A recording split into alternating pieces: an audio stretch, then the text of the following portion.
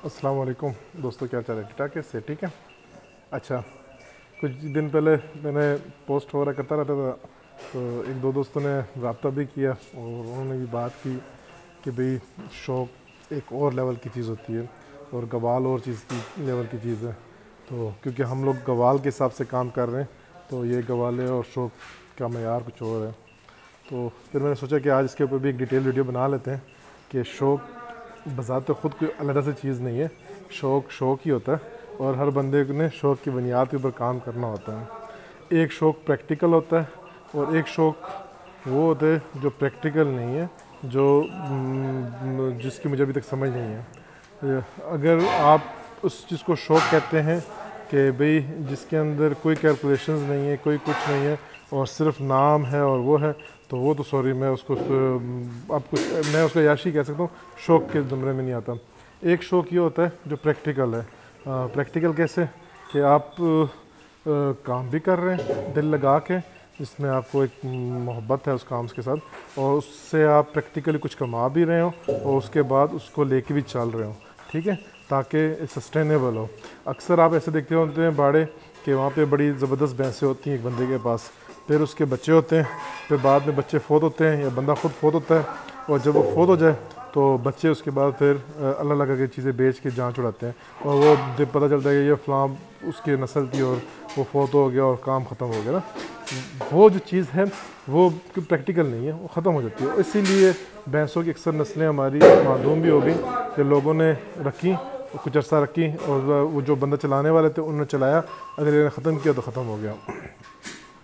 अब हमारा जो मॉडल है, अब हम भी शौक़ पे चल रहे हैं, लेकिन हमारी जो ज़्यादा सोच है वो है प्रैक्टिकल काम करने की, यानी कि हमारा एक हमारी अपनी जेब के ऊपर प्रेशर ना हो कि हम कहें घर से पैसे ला के डालो, या अपनी ज़मीन को रखी हुई है 100-150 कनाल, उसमें से कुछ हिस्सा है वो खिला रहे हैं, कोई कैलकुलेशन नहीं, कोई सर पैर नहीं, और ये समझें कि भाई ज़मीन ना हो तो काम नहीं चलते।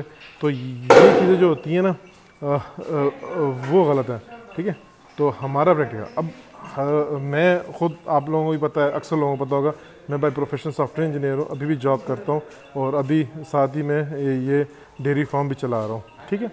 अच्छा, अब हम दूध बेचते हैं भाई, फ़ख्र से वे कहते हैं हम भी बेचते हैं भाई, अपना दूध है, ठीक है। भैंसें हमने कोई गवाल वाली रखी होती हैं, बिल्कुल रखी होती हैं, लेकिन प्रैक्टिकल क्या इम्प्लीमेंटेशन है? क्या मैं 5 से 6 लाख वाली या 4 से 4.5 लाख वाली भैंस लेके इस्लामाबाद जैसे शहर में बैठ के उससे 8 से 10 किलो की जो एवरेज दूध ले रहे होते हैं, उसके ऊपर क्या मैं कामयाब हो सकता हूँ?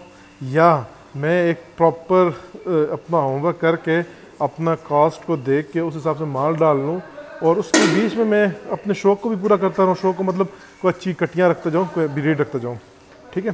तो इस चीज़ में मैं आपको दिखा देता हूँ कि बेसिकली मेरा फार्म का आप कितनी बार देख चुके होंगे, ठीक है। हमारे पास हर किस्म की भैंस खड़ी है यहाँ पे, ठीक है। इसके हमारे पास गवाल वाली भैंस भी खड़ी है, इसके साथ हमारे पास वो शौकीन भैंस भी खड़ी है, ठीक है। गवाल वाली भैंस जो है वो दूध देती है 2-3 सुए जितने सुए लग सकते हैं लगा लेते हैं, नहीं लगते तो हम बेच के दूसरी भैंस ले आते हैं, ठीक है। लेकिन उसके बदले हमारे पास ऐसी भैंसें भी हैं जो हमें 20-20 लीटर दूध भी दे रही हैं, ठीक है, 18-20 तक चली जाती हैं। अब ये सामने भैंस खड़ी है, अब इस भैंस के मुकाबले में मैंने अभी तक नेट पे नहीं देखी, ठीक है। अब ये भैंस मैं कहाँ से लेकर, अब ये वाली भैंस अब देख लें, ठीक है। अब शायद बूते शुते के हिसाब से उतनी अच्छी ना हो, पर इसके चड्डे मड्डे के हिसाब से सारी ठीक है, ठीक है। तो कहने का मकसद ये कि भाई हम लोग भी शौक़ भी लगे होते हैं, ये शौक़ से हमने भैंसें जमा की हुई हैं सारी, एक से बढ़ के एक भैंस हम जमा कर रहे हैं और दूध पे ले रहे हैं, ठीक है। उसका रिकॉर्ड जमा कर रहे हैं, उसको देख रहे हैं, उसके अंदर उसके ऊपर उसको पाल रहे हैं, ठीक है। तो ये सिर्फ एक चीज़ नहीं है कि भाई कोई महंगा या कोई बड़े खूबसूरत आंखों वाला कट्टा आ जाए तो बस वो बंदा शौकीन है, तो बाकी जो डेयरी के काम से मुंसलिक है वो वैसे लगे हुए हैं, ठीक है। तो ये चीज़ नहीं है। प्रैक्टिकल जब तक नहीं होंगे तब तक कामयाबी नहीं है। हाँ, सिर्फ ज़ाहरी बातें करनी है तो फिर तो हज़ार बातें, हज़ार मुँह हज़ार बातें, ठीक है। लेकिन अगर आप प्रैक्टिकल चलेंगे, और प्रैक्टिकल मतलब जो आप सेल्फ सस्टेनेबल फार्म हो, जो अपने अखराजात ख़ुद पूरे कर रहा हो, किराया शराया निकाल रहा हो। अब ये फार्म मेरी अपनी जगह के ऊपर बना हुआ है, ठीक है। मैं इस फार्म का भी अपने प्रॉफिट में से 30,000 रुपये किराया निकालता हूँ, यानी कि ये मैं नहीं करता कि मेरी जगह है तो ये पैसे मेरे हो गए बस ठीक है, इसी का हिसाब किताब है। मेरे फार्म का भी रेंट है, मेरे गाड़ी का भी रेंट है, मेरी दुकान का भी रेंट है, हर वो सर्विस, इवन मेरा अपनी सर्विसेज के भी पैसे हैं, ठीक है। उसके बाद हम प्रॉफिट कैलकुलेट करते हैं, ठीक है। और प्रैक्टिकल होता भी इसी तरीके से है, ठीक है। उसके ऊपर हम ये हिफज तैयार कर रहे हैं, ये हिफज हमारी अपनी तैयार हो रही है, ये हिफज हमारी अपनी तैयार हो रही है, ये बच्चा हमारे अपने तैयार हो रहे हैं, ठीक है, ये तैयार हो रहे हैं, ठीक है। आज भैंसों की कटियों में आपको पता है कि हिफज चलाना कितना मुश्किल काम होता है। ये हिफज हमारी अपनी तैयार हो रही हैं सारी, ठीक है। और सब नस्ल है, ये हमारी प्रेग्नेंट जानवर कड़े हैं जो इंशाल्लाह 3-4 महीनों में तैयार होंगे, जिनको हमने ड्राई किया हुआ है। उनके अंदर ऐसी ड्राई वाले जानवर हैं, ठीक है। अभी अच्छा, ये भी हाथ से पसवाने की कोशिश कर रहे हैं, ठीक है। तो शौक़ के लिए अब आप और क्या कौन सी दलील होती है मुझे अभी तक समझ नहीं आती। अच्छा, ये सारे जितने भी बच्चे आपको नज़र आ रहे हैं ये सारे इसी उसके अंदर से पाल रहे हैं ना, यानी इन्हीं दूध से। अब प्रैक्टिकली तो यही पॉसिबल है। हाँ, दूसरा तरीका ये है कि जेब से पैसे ला के अपनी ज़मीन ले लो और उसकी अपनी खड़क ले लो, ठीक है, ज़मीन की, उसकी कॉस्ट कैलकुलेशन ना करो और फिर रख के पालते रहो, तो वो तो एक नस्ल बर्दाश्त कर लेगी जिस बंदे ने करना होगा, दूसरी नस्ल बर्दाश्त नहीं करती और वो फिर कह देती कि ये क्या फजूल काम है। इसीलिए हमारी भैंस की नस्ल भी तबाह हो गई है।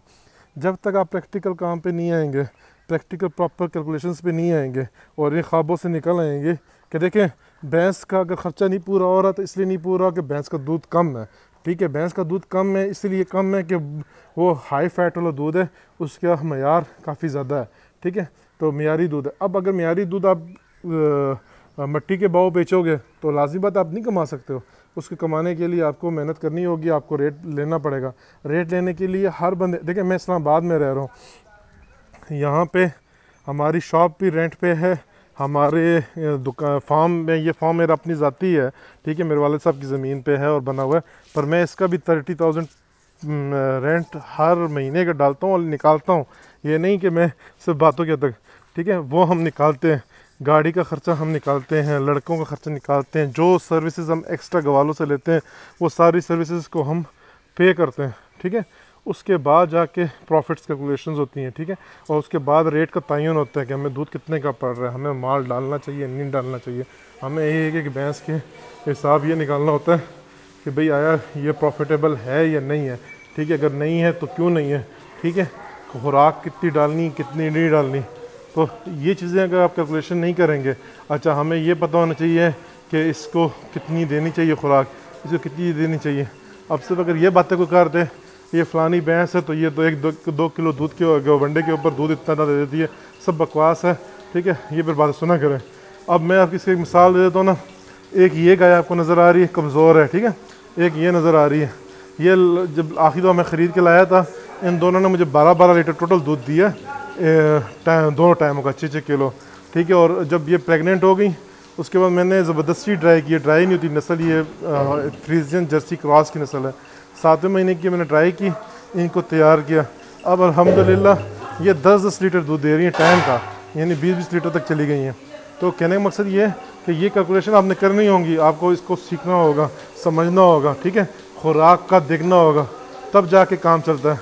अगर आप ये कह दो सिर्फ कि भाई बस ज़ुबानी कलामी या मुँचों को ताव दे दो या जो भी XYZ है तो काम चलेगा, तो नहीं चलता। अब ये हमारा राशन है पर डे का, इसके अंदर अभी वंडा वंडा मिक्स हो गया है, इसमें बनोला है, इसमें कोड़ी कल है, कोड़ी कल में सरसों और जमिया मिक्स होती है, पाम है, मकई का दलिया है, चोकर है, ठीक है, वंडा है, और फिर उसके ऊपर ये भूसा है। फिर ये पट्टा सारा हम ख़रीद के ला रहे हैं आजकल, और तकरीबन हमें पड़ रहा है 200 रुपये मन आजकल के रेट मिल रहा है, जोंदरी है, ठीक है। आगे का पता नहीं क्या रेट चलेगा। तो ये चीज़ें करेंगे तो काम चलेगा, नहीं करेंगे तो काम कभी चीज़। अब वो वंडा जो था ये सिर्फ गायों का वंडा है, ठीक है, आधा डल के आधा शाम को डालेंगे जब दोबारा दूसरे होंगे। अब ये वंडा देख लो, ये भैंसों का है, ठीक है। इसमें एक एक आइटम परचेज़ की हुई है, ठीक है, रोज़ाना की बुनियाद पर हम परचेज़ करते हैं, ठीक है। फिर जाके इन भैंसों ने दूध देना होता है, ठीक है, और फिर जाके उस भैंसों के दूध ने हमारी दुकान पे जाके बिकना होता है, फिर जाके कस्टमर ने पैसे देने होते हैं, फिर उसकी कैलकुलेशन होती है। तो ये जितनी इसके अंदर टेंशन है या जितना इसके अंदर फिरना है या जितना इसके अंदर ना ख्वारी है, तो ये शौक़ के बग़ैर मुमकिन है क्या ये इसका मुमकिन है कि ये सारा कुछ आप शौक के बगैर कर लें, यानी कि बगैर कर लें?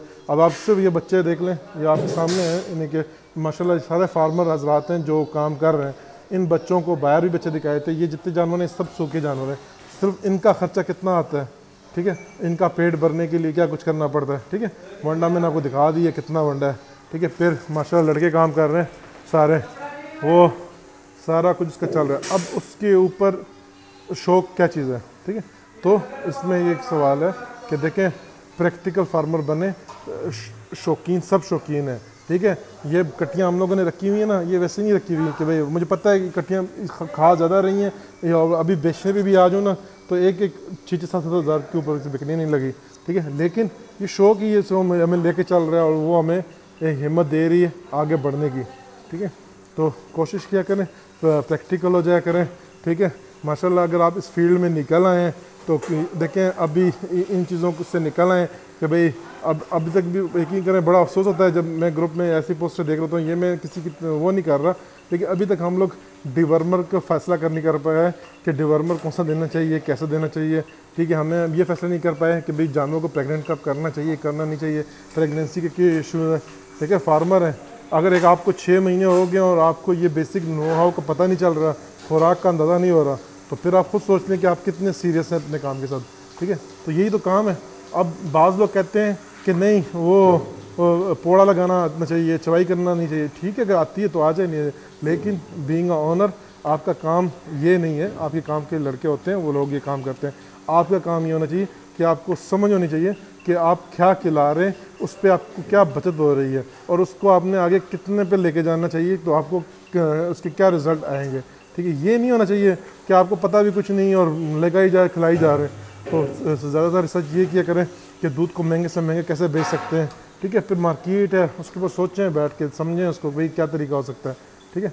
तो वो आप जब तक करते रहेंगे तो काम चलेगा, नहीं चलेगा तो फिर तो लोगों के आसरे पे रहेंगे, ठीक है।